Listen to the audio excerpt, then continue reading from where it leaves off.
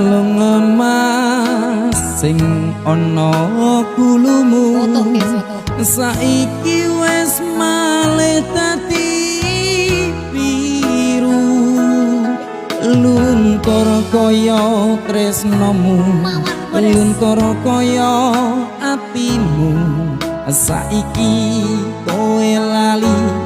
karo aku sawer tipis-tipis siap ya tipis kandel tak tampa kalung emas biyen tak tuku tak pasrahke omong kanggo sliramu kowe rasa tresnoku iya mung kanggo sliramu ranyono kowe lali karo aku ya sarang-sarang nggih kali kula nggih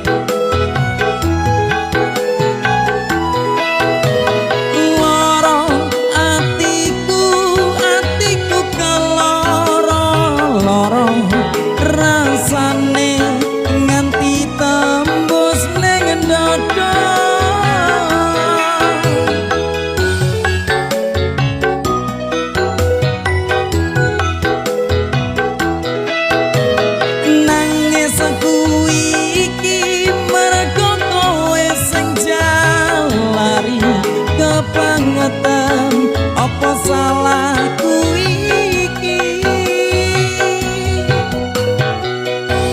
apa dosaku iki